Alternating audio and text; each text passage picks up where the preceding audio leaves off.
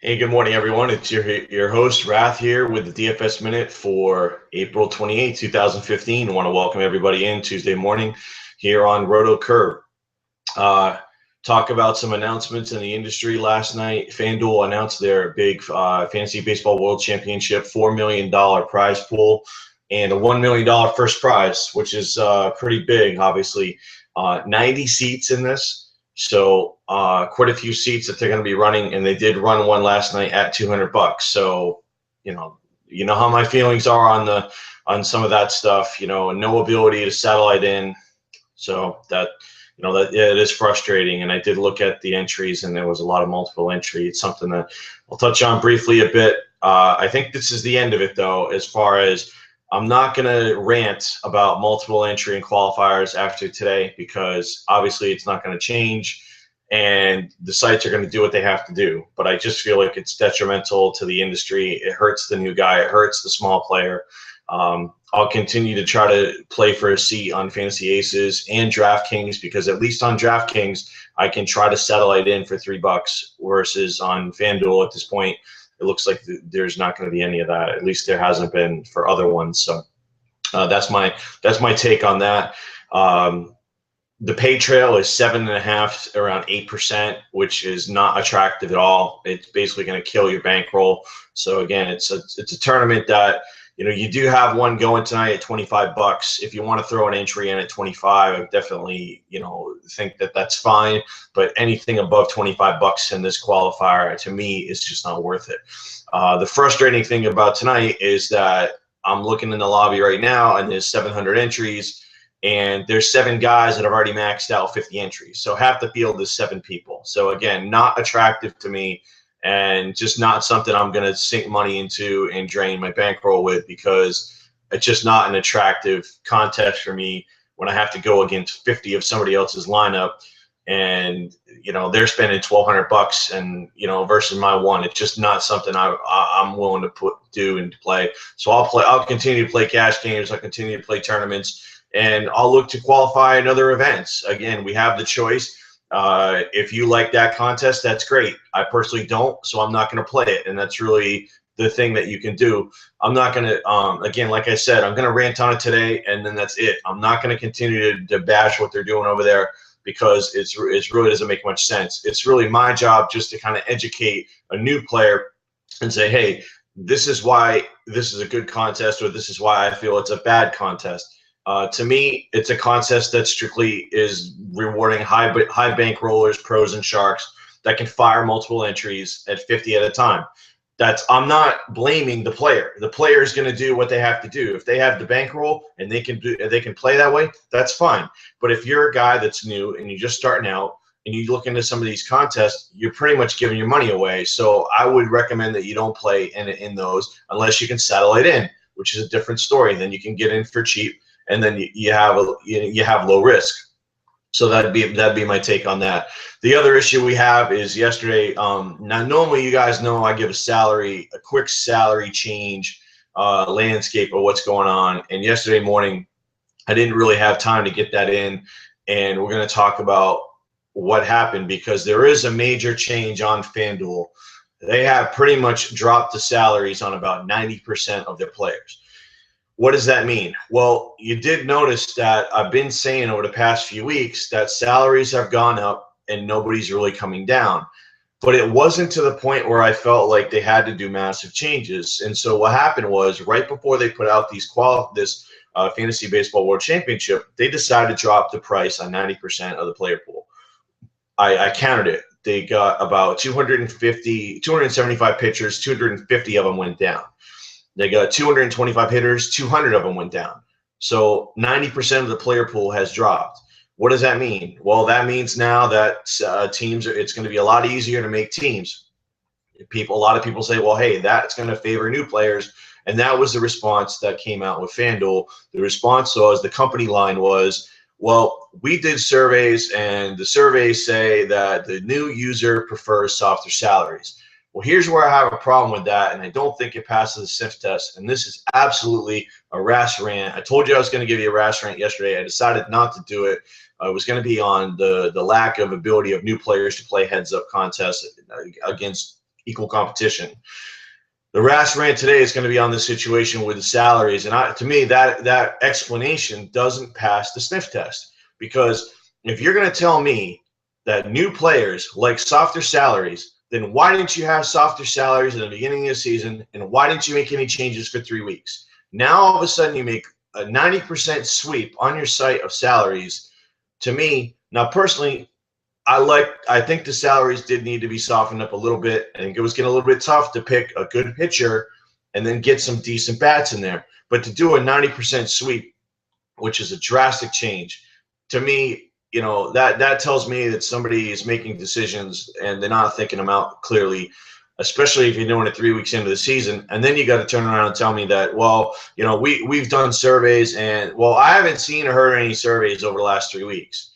So if that's out there, I'd love to know what the details are and what the facts are. But again, for me, my personal opinion, it doesn't pass the sniff test. I think there's something else in play here, as far as that goes. And it did affect my lineups last night, because I recommended guys like Brian McCann, but when I'm making my team and then all of a sudden I can get Brian Posey and Buster Posey in, then I'm switching off McCann, which I thought was the best play of the night at catcher, who ended up hitting a dong, and then I'm going over to Posey. That's the impact that it ends up having, is you end up moving off guys that you really like because you see that you have salary room to take better players. They may not have a better matchup, but they're a better player, and it affects your strategy. So moving forward, we're definitely going to have to take that into consideration. Now, there was some scuttlebutt around, the contention of guys that I talked to. Almost 95% of them said this, without a doubt, is not done for new players. This is done for helping people make multiple lineups, because now with softer salaries, they're going to be able to make more lineups, and that's going to help multiple entry in these qualifiers that they have to fill. Okay, that's the guys that I talked to in the industry. Like I said, 95% of them. I talked to about 10 or 12 guys, and 9 or 10 of them, almost all of them, there was only 1 or 2 that really felt like, well, you don't think it really makes a difference. So the group of guys that I talked to definitely felt like this is geared more towards helping advanced players than it is towards helping new players. So when I hear people out there saying, oh, this doesn't have an impact at all on that particular segment of the market, and there's no way they would do that, there absolutely is a way they would do it. I mean, we've seen it happen in the industry before, so don't kid yourself. Don't blind yourself to what's really going on. I think sometimes, unfortunately, what happens is, there are issues where you can't necessarily people are in positions where it's very hard for themselves to be critical of a particular site because of an affiliation. I'm not blaming that person for what they say. What I'm saying is, a lot of times you have to bite your tongue and maybe not necessarily say what you want to say. I was in that situation yesterday where I had to make a decision on a comment on air, and I decided not to bring up FanDuel salaries on Sirius XM. I pretty much just glossed over it, and I said, well, the salaries haven't really changed all that much, when in truth, the salaries really had changed. The problem is FanDuel is a exclusive sponsor on Sirius XM. So I'm not going to put myself in a position where I go on Sirius XM and I'm ripping FanDuel, because I know what's going to happen. I'm going to get an email or I'm going to get a phone call from somebody, and this says, hey, they don't like it. So, it happened before, back in 2011, when we first started doing these daily segments, when I was the first guy to have daily fantasy baseball segments on Sirius XM on a consistent basis, there were issues with, other sites and people that took notice with it and didn't like it, and we have to deal with it. So, again, I'm kind of shooting today. You want to call it a DFS pipe bomb, whatever it is. I was really kind of inspired by Jeff Mans on Fantasy Alarm last night, because there was a lot of stuff that happened with him over the weekend, and those guys, they won a ton of money on DraftKings, and there's guys in the industry that are basically crapping on them, and that to me is not cool. You want to crap on guys, season-long guys or whatever. That's what they started off at, that are making a living in daily fantasy now and doing well and kicking butt, basically. Okay, and then they're giving out great information on air. They're giving out great information on their website, and then all of a sudden, all you want to do is rip them. You want to troll them. To me, I don't really see the value in that, and to me, I just I don't need it. The industry doesn't need it. Jeff doesn't need it, and all those guys over there, they do a great job. I got to give props to those guys. They were one of the first ones to put me on the air to talk about daily fantasy baseball on Saturday afternoons when nobody was listening and nobody wanted to hear it, and we were putting out stuff, and so for all the guys that want to complain and say and complain and bitch about, oh, the station this and the station that, well, I got to tell you something, man. There was like 1 or 2 guys doing daily fantasy, whether it was Drew, whether it was Tony, or whether it was Jeff and Ted, and the guys from Roto Experts in the morning that gave me a shot as well. And the rest of the station didn't want to do it. And it wasn't necessarily because the rest of the station didn't want to do it. It's because the Sirius XM said, this is about as far as we're going to go with it. And, really what happened was, FanDuel came in with big advertising dollars. DraftKings came in with big advertising dollars. And advertising dollars a lot of times can dictate content. So, and from that perspective, it's been a good thing. So for guys to rip on the station right now and complain about the content that's on there, listen, I will be the first one to say I have come out and I've been critical. There's been a couple of people on that station that definitely don't know what they're talking about, and they are giving out bad advice. But for the most part, I can't gripe about what's going on out there because I feel like the majority of the guys are putting in the effort, and a lot of the guys are now winning players. You got guys like Tommy G on the air, Tony Stincata, Drew Dinkmeyer doing segments, Michael Lenia doing segments. I'm doing my segment Mondays, one on RotoWire. So, look, you got to be happy with the fact that the station is giving the content that it is, okay? Maybe it's not perfect. Maybe it's not what you think that you should hear. But you got to remember, it's not speaking to you. It's speaking to the average Joe. It's speaking to the guy who's never played before. And that's a lot of times what we do here at RotoCurve, especially with me at the DFS Minute. I'm not speaking to the guy that plays $1,500 a night, $10,000 a night. That's not the audience that we're catering to. There's plenty of people out there that provide content that they feed that player. That's not what we do here. And this is not something we're ever going to do here. I'm talking to new players and guys that play small stakes, that grind it out every day, that we can give you an edge, and hopefully you can have success in daily fantasy baseball.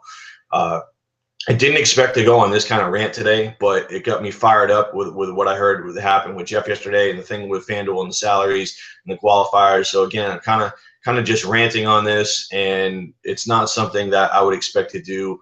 But every now and then I'm going to fire it up. I'm going to get it out. I'm going to get it off my chest. Hopefully, and the thing about it is, it's what I'm hearing from a lot of guys.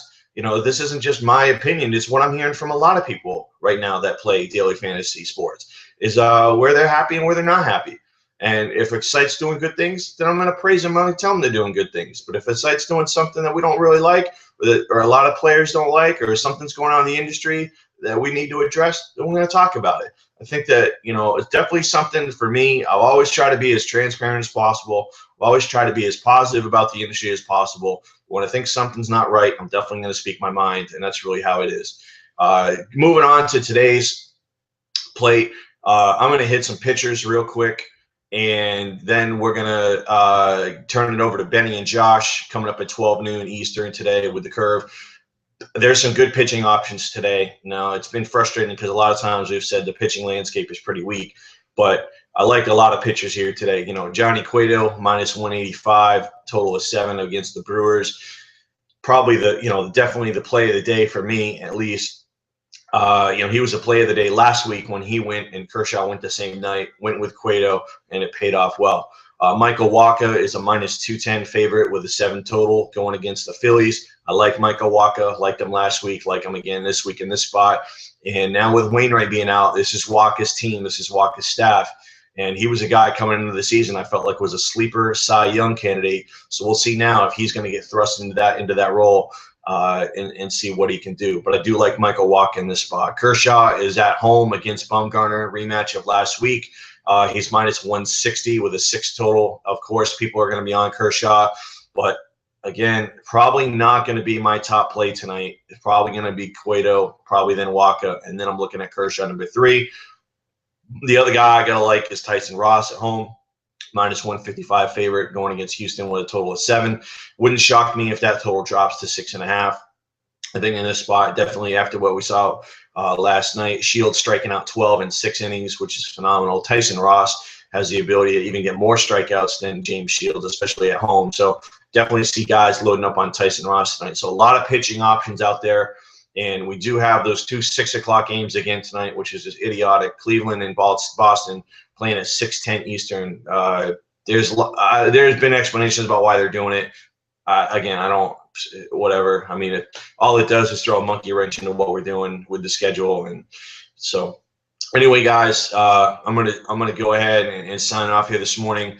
Hopefully, I don't piss too many people off with the Rats rant today, but I'm sure I will. I'm sure I'll hear about it. But hey, that's what we got to do. All right, guys. It's Rath signing off. DFS Minute. Hit you back here later on tonight, 6:30 with a DFS PM edition. And as we always say here at Roto Curve, stay classy, DFS.